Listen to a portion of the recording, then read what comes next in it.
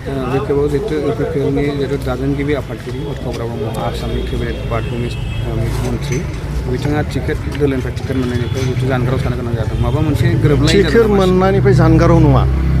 नोङो नाय जोंनि इउपिपिएल हान्जाया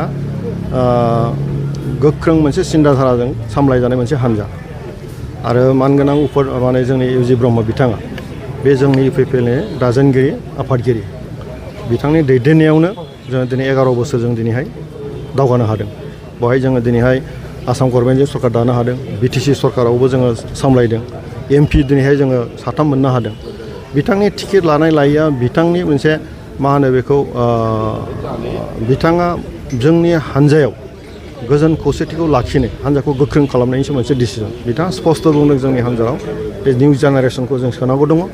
खारन बिथाङा जथेस्थ' खामानि मावबाय आरो गार्जेन हिसाबैनो थालांबाय थागोन गतिके एबार बिथाङा गावनो जोंखौ हान्जायाव होनदों जे एबार आङो गेलेनाय नङा मोजां मोजां पार्टिखौ जोङो माने सायख'गोन आरो बिथांनि दैदेननायावनो दिनै जोंनि गासैबो बिजाथिफोरखौ जों सायख'नाय जादों आरो बिराद मोजाङै जोङो देरहासार जागोन बे बाथ्राखौ जों साननाय जादों नोंथांमोना नाय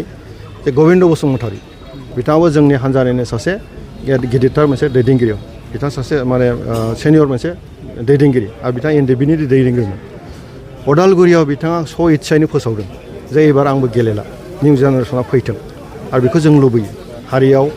ओनसोलाव खामानि मावनो थाखाय जेनेरेसनखौ जों लाबोनांगौ बिथांमोननि जे मोनसे समाजनि प्रति जि मोनसे सिन्ता बे जोंनि थाखाय खोब मोजां आरो जोङो एग्जाम्पल हिसाबै बेखौ जोङो दिनै इउपिपिएल हान्जायाव बेखौ सेट खालामबाय आरो मानगोनां इउजि ब्रह्म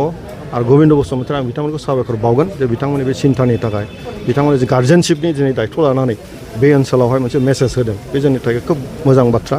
आरो जों सानो रायजोफ्रा बे बाथ्राखौ बुजिगोन आरो इउपिपिएलखौ बयबो मदद होगोन